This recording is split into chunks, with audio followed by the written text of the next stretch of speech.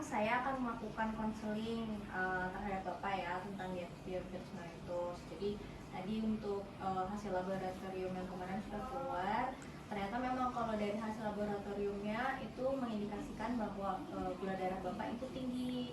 Gula darah puasa Bapak itu sampai 200. Nah, jadi Bapak itu didiagnosis diabetes mellitus 2. Sekarang saya mau tanya dulu Pak, yang Bapak tahu tentang diabetes itu apa ya? Ya, kandungan gula darahnya ya tinggi. Oh iya betul.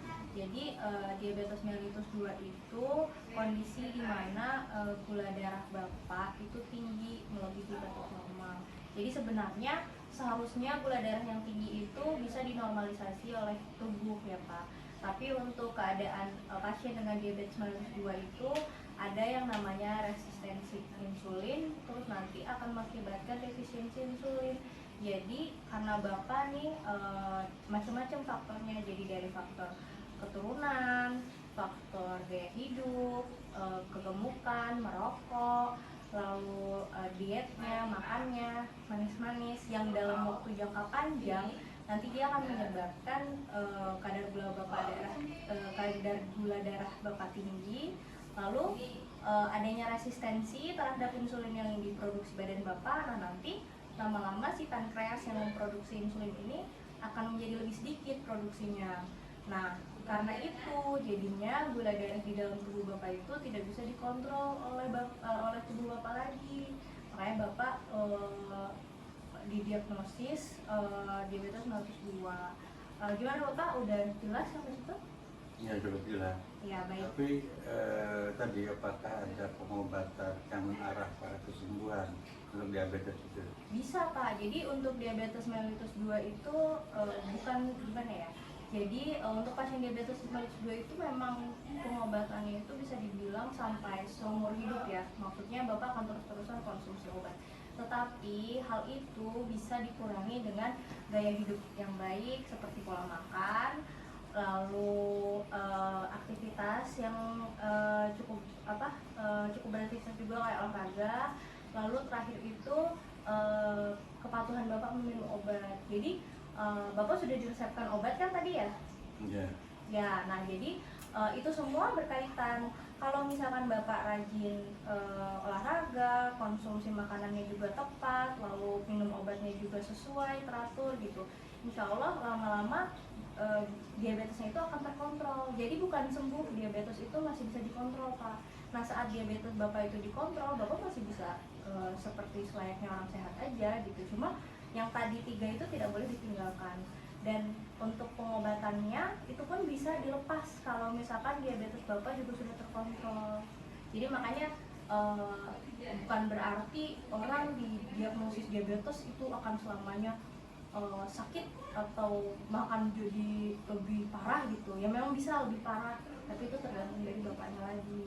Karena itu termasuk dari penyakit metabolik, penyakit yang tergantung sama gaya hidup kita, balik lagi ke kita sendiri Pak. Gitu.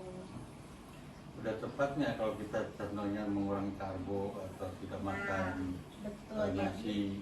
Jadi gini Pak, untuk makan itu ada 3 prinsip, namanya 3J. Jadi pertama itu jumlah kalori, kedua jenis makanan, ketiga jadwal makan. Jadi ngomongin jumlah kalori itu, jadi Bapak itu contohnya 1 piring ya Pak, konsumsi karbohidrat itu 55%. Jadi Bapak anggap 1 piring ini 1 piring biasa ya, nggak terlalu besar atau nggak terlalu kecil. Itu Bapak anggaplah setengah itu nasi. Tapi itu dengan ukuran normal, bukan yang secentong-centong besar gitu. Jadi setengah nasi, bukan menumpuk. Lalu untuk proteinnya itu 20%. Bisalah kita ambil mungkin setengah dari, jadi kan setengah nasi, terus 1/4 itu protein, lemaknya itu 25%, lalu sisanya bisa ditambah dengan sayur. Jadi bagusnya itu memang kalau pasien diabetes itu konsumsi seratnya tinggi Pak. Jadi sayur, buah seperti buah, sayur itu, buah masih boleh dikonsumsi, sayur juga baik karena dia mengandung banyak serat gitu. Nah untuk protein tadi itu kan setengah ya. Nah itu ya kira-kira seperempat seperempat lah, nah sisanya sayur. Nah itu pun proteinnya itu tidak boleh yang mengandung banyak lemak seperti daging merah, jeroan gitu-gitu. Bapak suka makan jeroan? Kadang-kadang kalau dibelikan aja. Oke. Makan padang suka? Nah itu emang favoritnya. Nah itu dia, maksudnya setengah itu bukan berarti oh saya mau makan tunjang atau daging rendang. Boleh sekali-kali, tapi kalau rendang itu kan banyak ada santannya, lalu dagingnya juga ada lemaknya. Nah itu harus dipikirkan. Jadi mungkin bisa sehari-hari itu ya makan seperti ikan kan bagus ya Pak ya, ikan atau ayam. Nah kalau misalkan Bapak mau daging merah seperti itu boleh sesekali, tapi tidak boleh terlalu sering, karena untuk pasien diabetes itu nanti kaitannya sangat erat sama kolesterol Pak. Nanti kolesterol Bapak juga bisa tinggi lah, itu nanti bisa kemana-mana lagi penyakitnya gitu ya Pak. Gimana sampai sini udah cukup jelas? Kalau contohnya minum manis-manis seperti kopi atau yaitu puding ataupun cake itu gimana itu? Jadi kalau untuk minuman manis ya baiknya itu dikurangi. Jadi untuk Bapak kan sudah terdiagnosis diabetes, baiknya itu gula itu dikurangi, bukan berarti di stop. Kalau misalkan Bapak mau minum kopi, mungkin biar ada manisnya boleh dengan pemanis seperti Tropicana Slim gitu ya, untuk pasien diabetes. Tapi kalau gula kalau bisa dikurangi sekali, karena konsumsi gula harian Bapak juga harus sangat minimal, perharinya tuh nggak boleh lebih dari 500 gram.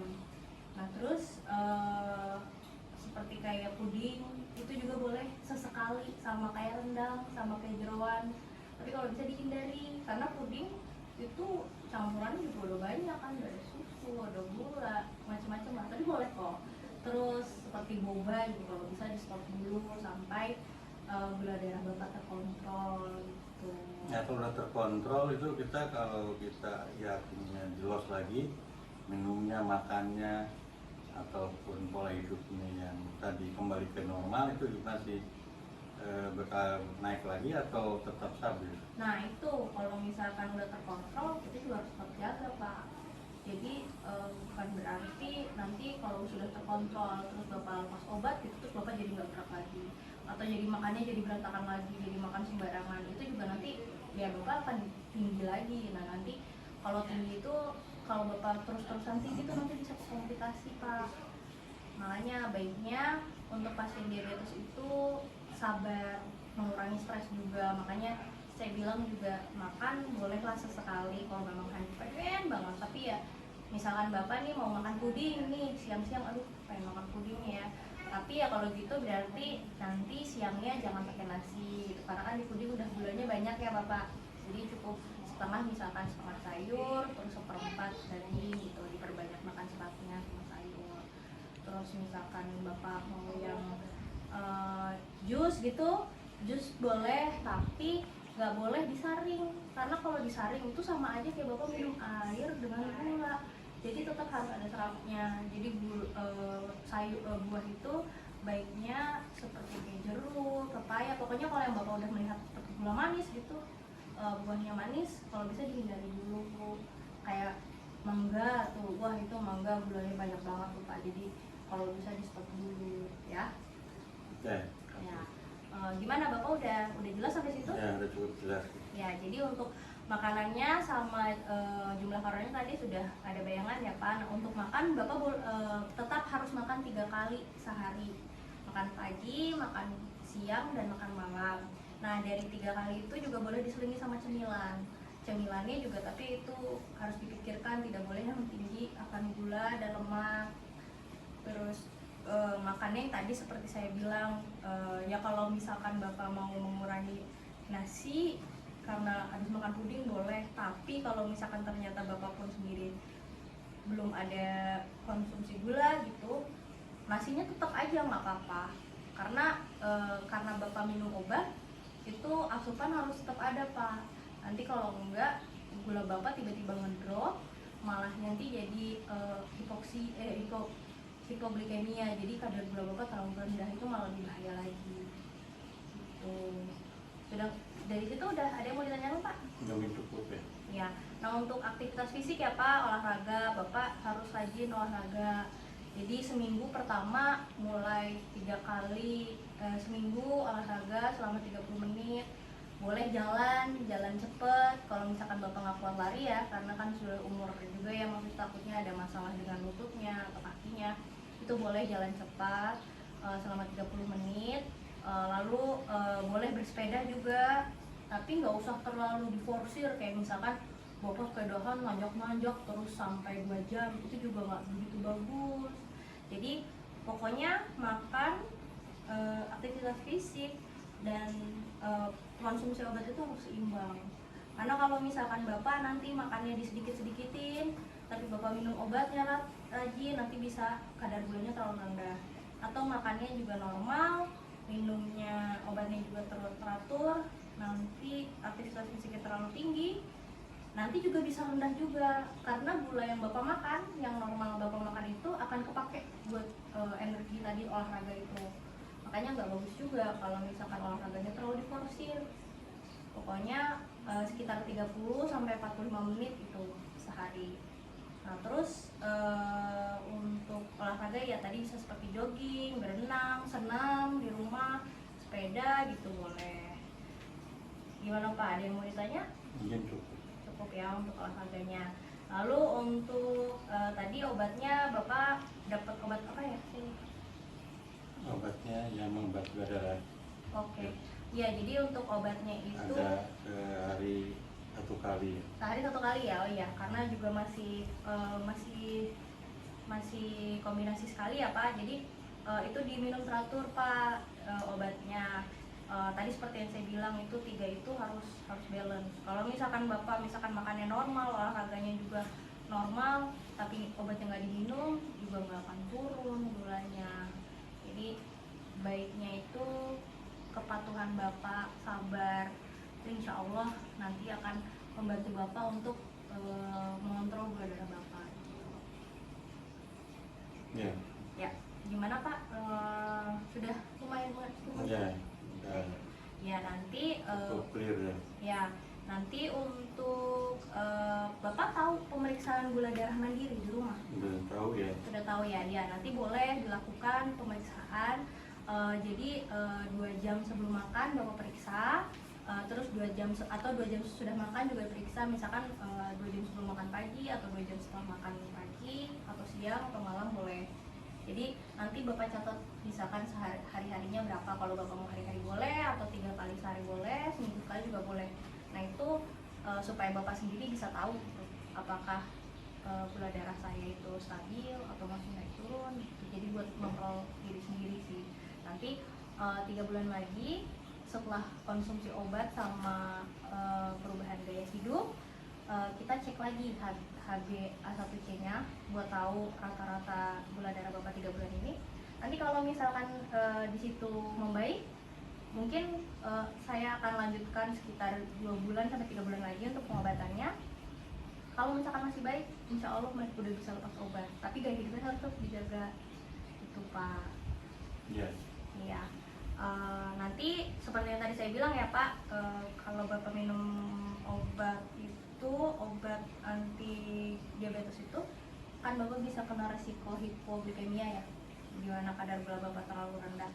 Itu Bapak boleh sedia permen di kantong atau coklat apa-apa. Jadi kalau misalkan Bapak udah merasa pusing, punang-punang, gemetar, keringetan, itu tanda-tanda Bapak hipoglikemia. Biasanya itu tadi, kalau misalkan Bapak makannya kurang, terus gulanya, maksudnya makanan seperti karbohidratnya kurang, terus aktivitas fisiknya terlalu banyak, atau yaitu ke yang tadi 3 itu lah pokoknya, itu boleh dikonsumsi permennya ya.